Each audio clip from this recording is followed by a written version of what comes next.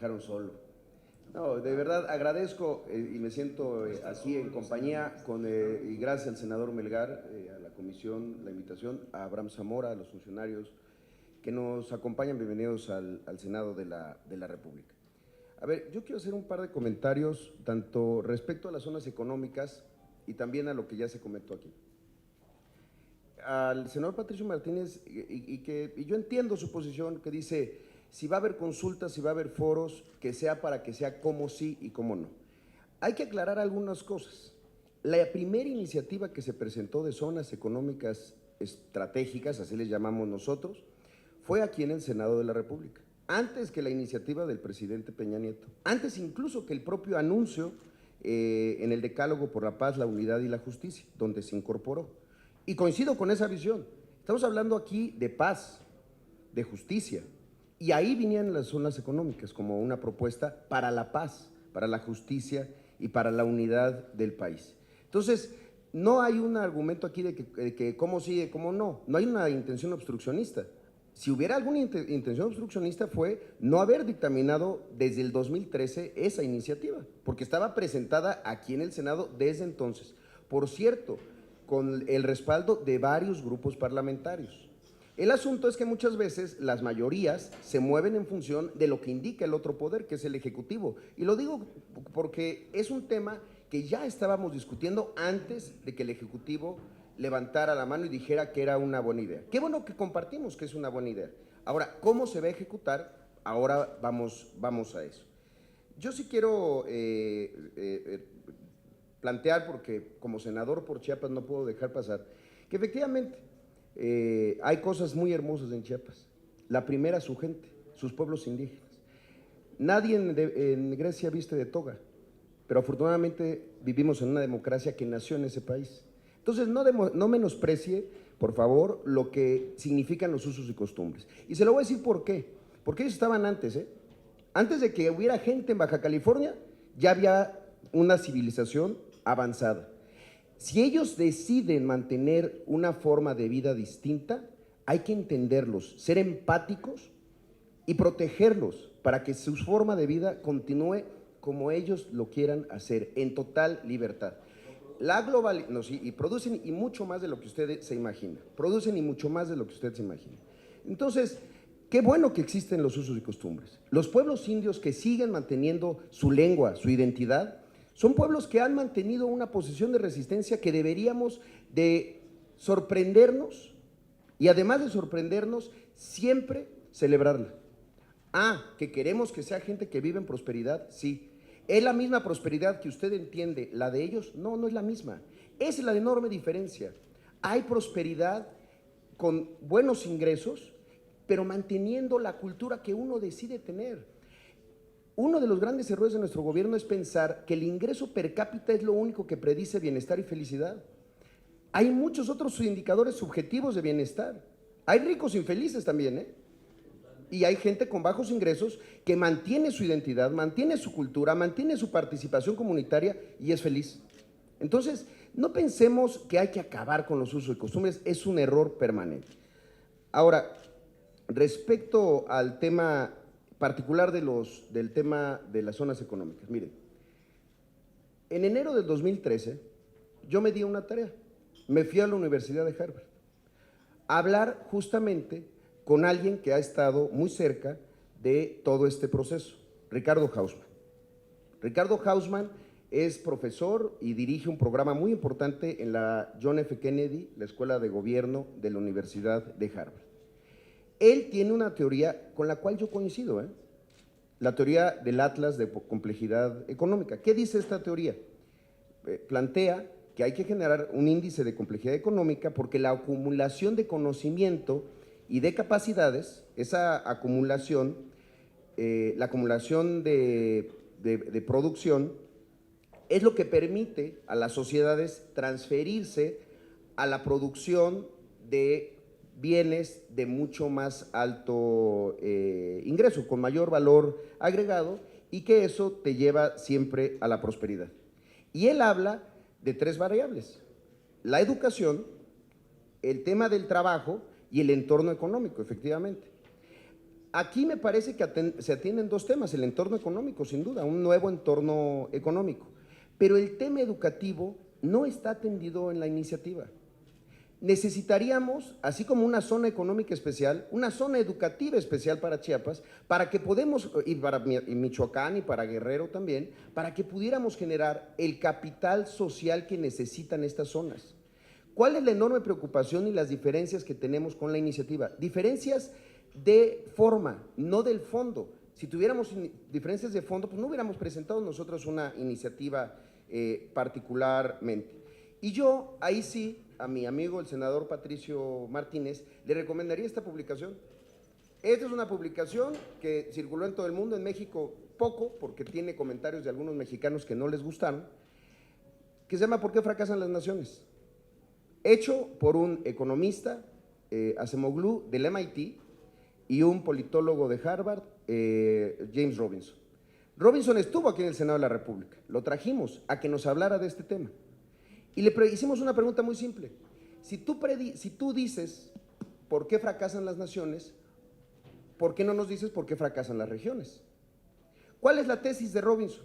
Él dice, por lo que comentaba Patricio, de que si hay un asunto que presentaba Reyes Heroles hace algunos años respecto a que si la etnicidad, la religión o la geografía podía marcar las diferencias entre el desarrollo de una región u otra. Y yo respeto muchísimo a Jesús. Sin embargo, me parece que la gran innovación de esto es que dice, ni la geografía, ni la etnicidad, ni la religión te predicen fracaso o éxito de regiones. Y pone un ejemplo del norte, Nogales. Dice, ¿por qué Nogales, Sonora y Nogales, Arizona, tienen indicadores diferentes de bienestar, de ingreso y demás, cuando son la misma población, con una historia compartida y demás? Y lo que plantean ellos es por las diferencias institucionales, que si las instituciones funcionan de una manera mejor en un lugar que en otro, el diseño institucional puede predecir mejor desarrollo económico para una región y otra. ¿Por qué digo esto? Porque hay que reconocer, y esa es una primera crítica a la iniciativa, hay que reconocer que la iniciativa se plantea sobre una realidad inexistente. Las instituciones en Chiapas, en Guerrero, en Michoacán no me atrevo a decirlo, pero seguramente también en Michoacán, son mucho más débiles que en el resto del país. Para darles un ejemplo, el IMCO hace un índice de competitividad urbana, el IMCO. Nunca estoy hablando aquí ni de las organizaciones que sé que a algunos no les gustan, el IMCO.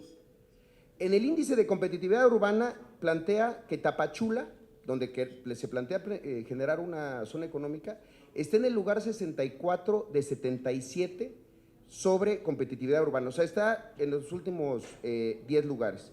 Salina Cruz está peor, está en el lugar 71 de 77.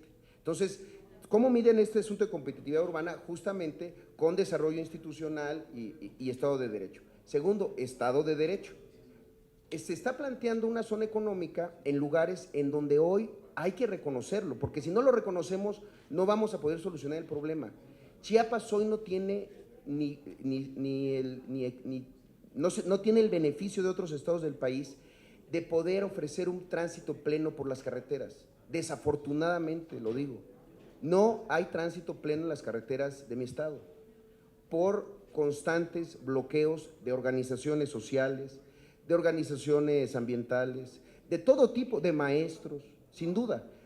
No me meto a las causas, algunas son legítimas, otras no lo son de verdad.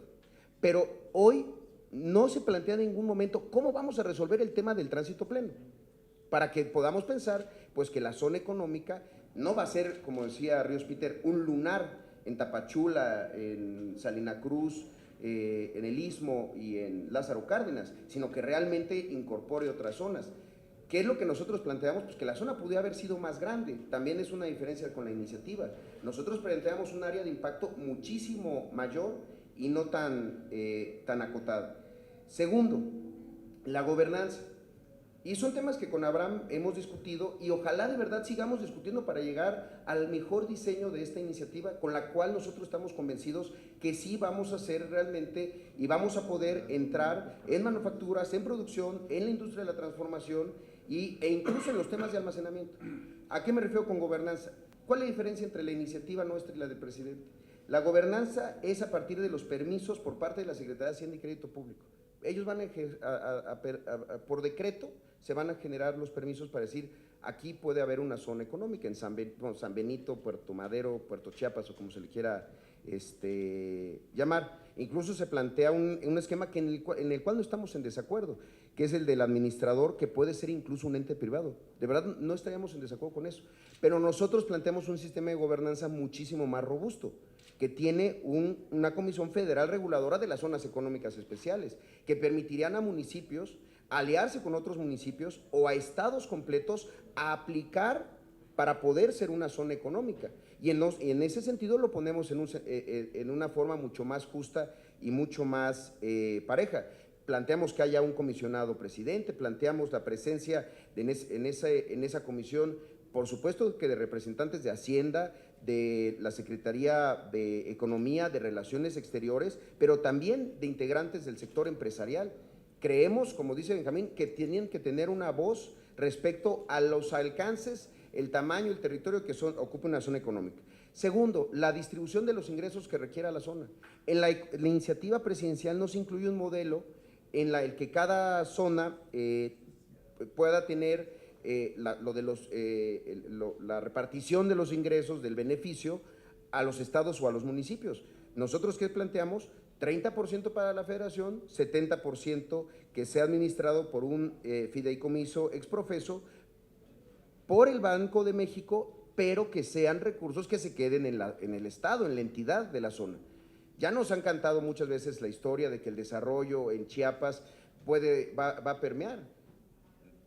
Casi 90,000 hectáreas de nuestro territorio se inundaron para generar presas que sirvieron para el desarrollo del norte también, sí, se pagaron, nada más que habrá que ver cómo se pagaron y qué tanto Chiapas se vio beneficiado te pongo un ejemplo, en 1974, cuando se inauguró la presa de Chicoacén, el pueblo de Chicoacén no tenía luz eléctrica. Hoy es verdaderamente una vergüenza que Chiapas aporte tanto de energía hidroeléctrica al resto del país y que seamos el estado con mayor rezago en electrificación. El estado que tiene el mayor rezago en electrificación de toda la República es Chiapas, uno de los mayores productores, el mayor de energía hidroeléctrica. Por eso esas relaciones nunca han sido tan parejas como se plantea. Dicen, ahora se les reparten muchos recursos. Pues sí, es que las deudas eran de hace muchos años. Problemas agrarios de sus estados del norte se fueron a resolver a estados del sur. Hay muchísimos municipios ejidos que llevan nombres como Nuevo Baja California, Nuevo Chihuahua, no sé qué, porque Nuevo Morelia también hay uno, por cierto, porque las presiones que se generaban sobre los temas agrarios se iban a resolver a Chiapas. En 1957 se escribió un decreto presidencial que estableció que el uso de las aguas del río Grijalva iban a ser exclusivamente para la generación de energía eléctrica. Eso generó presiones en otros recursos naturales, el bosque, ya lo mencionabas, el bosque que sin duda ha sido deforestado, la selva. ¿Qué otros recursos fueron explotados? No nos permitieron usar las aguas del río Grijalva para generar un sistema de riego para la Frailesca, para el Soconusco, cosas que hubiéramos necesitado y no podíamos tocarlos a pesar de que estaban en el Estado. Pero bueno, no me quiero extender de más. El régimen laboral también estamos planteando cosas muy diferentes. En la iniciativa no se establece un régimen salarial especial. Nosotros creemos que debe de haber un planteamiento en el cual los salarios de las zonas económicas pues se igualen a las de las zonas económicas de los otros países. Es un tema de competitividad. ¿En qué cosa no estamos de acuerdo? En que la gran oferta nuevamente sea la mano de obra barata, la mano de obra poco calificada. Ojalá de verdad cuando lleguemos a ese momento en que Chiapas entre al modelo de la industria de la transformación, los ingenieros, los empleos mejor pagados pues sean para los chiapanecos. Por supuesto que es una aspiración, no podríamos tener otra como senadores de Chiapas. El modelo maquilador, y ahí sí lo aclaro, no en todos los casos, y hemos tenido reuniones con ellos en las que he participado y tenemos enormes coincidencias, pero el modelo maquilador, y otra vez aclaro, no en todos los casos, pero ha habido casos en los que sí se plantea a partir de esquemas de bajos salarios, pocas prestaciones y derechos laborales un tanto vulnerados. Finalmente, el asunto del medio ambiente. No incorporan nada sobre medio ambiente, sí es una preocupación nuestra. La zona económica del Puerto Madero, recordémoslo, está al lado de la Sierra Madre de Chiapas, el lugar donde inicia uno de las riquezas más grandes que tiene nuestra nación, la Reserva de la Biosfera del Triunfo. La Reserva de la Biosfera del Triunfo, que es un corredor completo, que debería de ser desde Guatemala hasta la frontera con Oaxaca, desde los Cuchumatanes hasta Chimalapas. Yo plantearía siempre que eso fuera toda una reserva de la biosfera. Es más grande que la propia selva lacandona. Aporta muchísima del agua y del aire limpio del que todos disfrutamos. Y además, déjate eso, la captura de emisiones de carbono que genera solamente la Reserva de la Biosfera del Triunfo es de las más altas del país.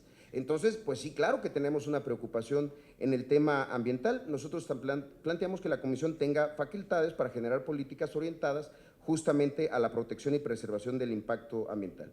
Por último, la jurisdicción. Es un tema que hemos discutido, en eso me parece que podemos avanzar muy bien, porque nosotros creíamos que pues, si se les dejaba en jurisdicción a los jueces de Tapachula o a los de Lázaro Cárdenas o a los de Salina Cruz, pues todos los esquemas de corrupción que se viven en el Poder Judicial en los subestados, que son enormes, pues los íbamos a traer a las zonas. ¿Qué planteamos nosotros? Que hubiera en las propias zonas tribunales autónomos e independientes para resolver los conflictos tradicionales, no los temas penales y demás, los conflictos laborales, mercantiles que se presentan comúnmente. En ese sentido es que nosotros sí creemos que tenemos que pensar en un esquema diferente. Yo estaría celebrando que ya hubiéramos podido aprobar la ley de zonas económicas especiales. Desafortunadamente, pues están en diputados, con diputados pues que están apenas conociendo del tema. El desarrollo de la discusión, la verdad, se había dado aquí en el Senado, incluso en esta propia comisión. Nos va a llegar demasiado tarde y sí, ahí sí, no sé si con el tiempo suficiente para hacer la revisión y las adecuaciones necesarias. En temas de transparencia también tenemos diferencias, creo que tiene que haber un esquema de transparencia pues para que la riqueza que se pueda generar pues realmente llegue a las manos que debe de llegar. La política productiva del país puede ser de las cosas en las cuales estemos de acuerdo en que es un éxito. La política de industrialización, el modelo automotriz, el de la industria de aviación, pero no es equitativa y no ha llegado a los estados. ¿Cuál es el gran riesgo que tenemos y que tenemos que resolver con esto? Que si seguimos en la misma lógica de vernos como competidores y demás, vamos a seguir en la lógica de tener a dos Méxicos y vamos a lograr quebrar al país ahí sí de veras y tener a dos Méxicos de manera permanente. Entonces, avancemos con esto, pero avancemos en un proceso abierto, transparente y que nos permita que las iniciativas originales que, aunque se menciona que se revisaron, pues no retomaron muchos de nuestros planteamientos. Gracias y perdón por el abuso del tiempo.